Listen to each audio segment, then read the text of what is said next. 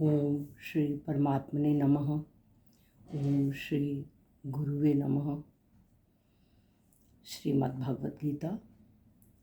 ओम श्री परमात्मने नमः। अथ चतुर्थोध्यायः, श्लोक नंबर 4.3। हमने पिछले श्लोक में जाना कि परंपरा से प्राप्त इस कर्म योग को राज ऋषियों ने जाना और बीच में कुछ समय बीत जाने पर ये कर्म योग लुप्त सा हो गया था, क्योंकि लोग स्वार्थी हो गए थे। और आज के श्लोक में उससे आगे बताया गया है। ये श्लोक है, स एवायं मया तेद्य, स एवायं मया तेद्य योगः प्रोक्तः पुरातनः, योगः प्रोक्तः पुरातनः। भक्तोऽसि मे सखा चेति, भक्तोऽसि मे सखा चेति, रहस्यं हेतदुत्तमं, रहस्यं हेतदुत्तमम्। एक बार फिर बोलती हूँ। स एवायं मया तेद्य योगः प्रोक्तः पुरातनः, भक्तोऽसि मे सखा चेति, रहस्यं हेतदुत्तमम्। कहा है मे भक्तः, थर्ड लाइन में भक्तोऽसि में आया हुआ है, उसमें से मे भक्तः, भगवान अर्जुन से कह रहे हैं मे भक्तः, तू मेरा भक्त है। च सखा असि, और तू मेरा सखा भी है। तू मेरा भक्त भी है और तू मेरा सखा भी है। इति, चेति वर्ड जो लिखा है च प्लस इति, इति इसलिए श्लोक के स्टार्ट में स एवायम, स एव अयम, स एव वही, अयम यह, पुरातनः योगः, पुरातन योग, कर्म योग को कहा गया है जो प्राचीन समय से चला आ रहा था, वही यह पुरातन योग। अद्य, तेद्य वर्ड लिखा हुआ ते प्लस अद्य है, अद्य आज, मया मैंने, ते प्रोक्तः तुझसे कहा है। और कहा है, भगवान कहते हैं मैं भक्तः च सखा असि, कि तू मेरा भक्त है और तू मेरा सखा है। इति स एयम, एवं इसलिए, स एवं अयम वही यह, पुरातनः योगः पुरातन योग, अद्य आज, मया ते प्रोक्तः मैंने तुझसे कहा है, रहस्यम हेतदुत्तम, हेतदुत्तमम में आया हुआ है ही प्लस एतत् प्लस उत्तमम। ही कहा है क्योंकि, एतत् उत्तमम रहस्यम यह एक बड़ा उत्तम रहस्य है, यह एक बड़ा उत्तम रहस्य है। इसमें कहा गया है कि आदेश या उपदेश केवल दास को और शिष्य को दिया जाता है, सखा को नहीं।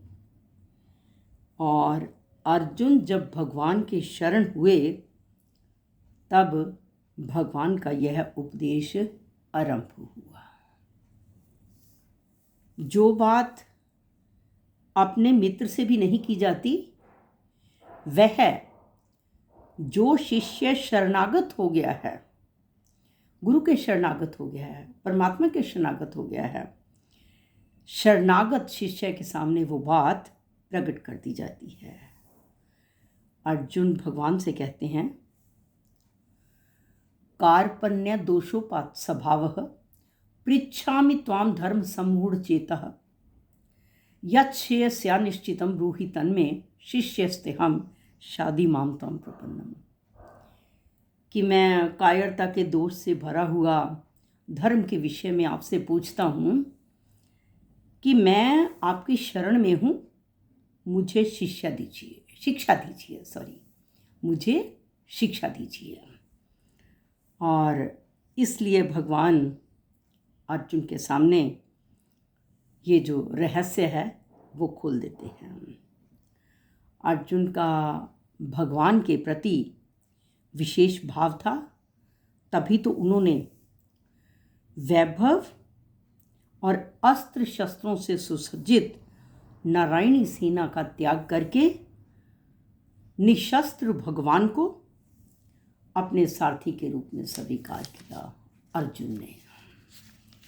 और आगे कहा है, साधारण लोग भगवान की दी हुई वस्तुओं को तो मानते हैं पर भगवान को अपना नहीं मानते। वे लोग वैभवशाली भगवान को ना देखकर केवल उनके वैभव को देखते हैं, और वैभव को सच्चा मानने से, इस ऐश्वर्य को सच्चा मानने से उनकी बुद्धि इतनी भ्रष्ट हो जाती है कि वो भगवान से विमुख हो जाते हैं, वो इस संसार में ही उलझ जाते हैं। और आगे कहा है कि कुछ लोग ये धन ऐश्वर्य की प्राप्ति के लिए भगवान का पूजन करते हैं। कहा है कि भगवान को चाहने से तो वैभव पीछे पीछे आता है, परंतु वैभव को चाहने से, इस धन ऐश्वर्य को चाहने से भगवान नहीं मिलते। और वैभव तो जब भगवान की शरण में भक्त आ जाता है तो वैभव तो उसके चरणों में लौटता है, और परंतु सच्चे भक्त परमात्मा की वैभव की प्राप्ति के लिए भगवान का भजन नहीं करते। वो वैभव नहीं चाहते, वो भगवान को चाहते हैं, क्योंकि भगवान को चाहने से वैभव तो अपने आप मिल जाता है। जैसे हम लोग कहते हैं कि हमें परमात्मा की लिस्ट में अपना नाम लाना है, संसार की लिस्ट में नहीं, कि जिसने परमात्मा की लिस्ट में अपना नाम लाया उसे संसार में तो अपने आप ही सब कुछ प्राप्त हो गया। जब भगवान की लिस्ट में नाम है जिसका, उसे लाभ हानि, मान अपमान, सुख दुख, यश अपयश का फर्क नहीं पड़ता, तो संसार में तो उसे सभी ये चीज़ें स्वतः ही मिल जाती हैं, मांगनी ही नहीं पड़ती है, क्योंकि बिल्कुल पूरी तरह से वो कर्मयोग में स्थित होकर जीता है। और कहा, अर्जुन ने कहा कि इस नारायणी सेना को त्याग करके मैंने भगवान को अपनाया तो युद्ध में भीष्म, द्रोण, युधिष्ठिर आदि महापुरुषों के रहते हुए गीता का उपदेश जो है भगवान ने अर्जुन को दिया, अर्जुन को प्राप्त हुआ, और बाद में अर्जुन को राज्य भी मिल गया। और आगे कहा है, भगवान कहते हैं कि मैंने जो कर्मयोग पहले सूर्य को दिया था, वही कर्मयोग आज मैं, बीच में कुछ समय ये लुप्त हो गया था, वही कर्मयोग आज मैंने आपके सामने प्रकट किया। और कर्मयोग मनुष्यों को कर्म बंधन से मुक्त करता है। जो कर्मयोग कर्म बंधन से मुक्त करता है, वही कर्मयोग मैं तुझे भी कर्म बंधनों से मुक्त कर देगा। और भगवान 18वें अध्याय के 66वें श्लोक में कहते हैं कि तू मेरी शरण में आ जा, मैं तुझे सभी पापों से मुक्त कर दूंगा। ये एक उत्तम रहस्य है। और यहाँ भी उत्तम रहस्य प्रकट करते हैं कि जो उपदेश मैंने पहले सूर्य को दिया था, वही कर्मयोग का उपदेश आज मैं तुझे दे रहा हूँ। और यह कहकर अर्जुन भगवान से मानो ये कहते हैं कि आज मैं तेरा सारथी बनकर, और आज मैं तेरा सारथी बनकर तेरी आज्ञा का पालन करने वाला होकर आज तुझे मैं वही उपदेश दे रहा हूँ। और आगे कहा है, मैं साक्षात वही हूँ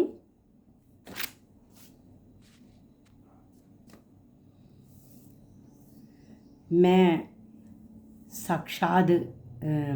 साक्षात वही हूँ और मैं अभी अवतार लेकर गुप्त रीति से प्रकट हुआ हूँ। और ये एक रहस्य की बात है। साधारण मनुष्य की तो बात ही क्या, साधारण मनुष्य की तो बात ही क्या, साधक की दृष्टि उपदेश की ओर अधिक और उपदेष्टा की ओर कम जाती है। और यही कहा गया है कि इस समय भगवान के ऐश्वर्य पर तो नज़र पड़ती है पर भगवान पर दृष्टि नहीं जाती। कहा है कि साधक की दृष्टि वास्तव में भगवान की ओर जानी चाहिए। और अपने आप को यदि उपदेष्टा कहकर भगवान मानो, अपने आप को मानव मात्र का गुरु प्रकट करते हैं और नाटक खेलते समय जनता के सामने मनुष्य अपने असली रूप को प्रकट नहीं करता। जो रोल वो कर रहा है बस वही पता चलता है, लेकिन जो उसके नज़दीकी हैं उनके सामने अपना वास्तविक रोल बता देता है। ऐसे ही मनुष्य अवतार के समय भगवान भी अर्जुन के सामने अपना ईश्वर रूप प्रकट कर देते हैं। जो बात छिपा कर रखनी चाहिए थी भगवान वे बात भी अर्जुन के आगे प्रकट कर देते हैं। ये एक उत्तम रहस्य है। और फिर कहा गया है कि जो कर्म मनुष्य को बंधन में बांधते हैं उन्हीं कर्मों से मुक्ति मिल जाती है। जब इंसान केवल अपने लिए ही कर्म करता है, स्वार्थी बनता है, तो वही कर्म मनुष्य को बंधन में बांधते हैं। इंसान आने जाने वाली परिस्थिति से सुखी दुखी होता है। और जब इंसान वही कर्म परहित के लिए करता है, लोक संग्रह के लिए कुछ इकट्ठा करता है और उन्हीं पर सारा समय अपना लोकहित में ही गुजारता है, तब यही कर्म उसके मुक्ति का कारण बनते हैं। कर्म योग में ये भी एक उत्तम रहस्य है। और हमें केवल सोचना है कि मेरा कुछ नहीं, मुझे अपने लिए कुछ नहीं करना, मुझे कुछ नहीं चाहिए, बस फिर हम कर्म योग में स्थित हैं और कर्म योग में स्थित होकर हमारे कर्म हो रहे हैं। और कहा है, जैसे सूर्य के प्रकाश में लोग कर्म करते हैं लेकिन सूर्य का उनके कर्मों से अपना कुछ संबंध नहीं होता, ऐसे ही आत्मा के प्रकाश में संपूर्ण कर्म होते हैं परंतु आत्मा का उनसे कोई भी संबंध नहीं होता। परंतु भूल से जब ये जीवात्मा अपना संबंध जोड़ लेता है, फिर जो क्रियाएं इस शरीर में हो रही होती हैं वो इंसान उन क्रियाओं को अपना मान लेता है। जैसे भूख लगी है, मुझे भूख लगी है, तो भूख तो प्राणों की है। तो इसी तरह से कहा है, मैं खेल रहा हूँ, तो ये चीज़ अपना संबंध जोड़ लिया, तो वास्तव में ये सारी क्रियाएं प्रकृति में हो रही हैं, आत्मा में ये क्रियाएं नहीं हो रही, लेकिन संबंध जोड़ने के कारण इंसान को लगता है कि ये मैं कर रहा हूँ। और फिर कहा है कि नियत कर्म का किसी भी अवस्था में त्याग न करना और नियत समय पर कार्य के लिए तत्पर रहना, ये एक सूर्य की तरह अपनी विलक्षणता है। कर्मयोगी भी सूर्य की तरह अपने नियत कर्मों को नियत समय पर करने के लिए सदा तत्पर रहता है। और फिर कहा है कि यदि कर्मयोगी में ज्ञान के संस्कार हैं तो उसे ज्ञान की प्राप्ति, अगर भक्ति के संस्कार हैं उसे भक्ति की प्राप्ति, परंतु कर्म योग का पालन करने से अपना ही नहीं बल्कि संसार मात्र का हित होता है।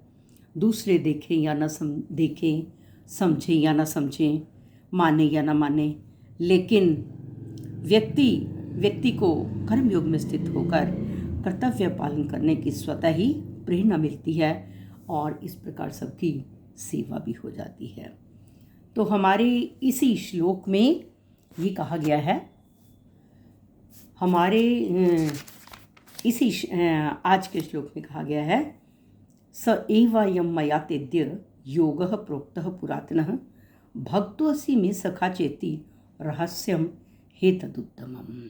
तो कि हे अर्जुन, तू मेरा भक्त और सखा है, इसलिए वही यह पुरातन योग आज मैंने तुझसे कहा है और यह बड़ा उत्तम रहस्य है। सर्वे भवन्तु सुखिनः, सर्वे सन्तु निरामया, सर्वे भद्राणि पश्यन्तु, माँ कश्चित् दुःख भाग् भवेत्, माँ कश्चित् दुःख भाग् भवेत्। गौ माता की परम कृपा से सुख समृद्धि का बसेरा, गोधन से दुख दरिद्र भागे, सब ग्रंथों का सार घनेरा। बोल गौ माता की जय। ओम पूर्णमदः पूर्णमिदं पूर्णात् पूर्णमुदच्यते पूर्णस्य पूर्णमादाय पूर्णमेवावशिष्यते। ओम शांति शांति शांति।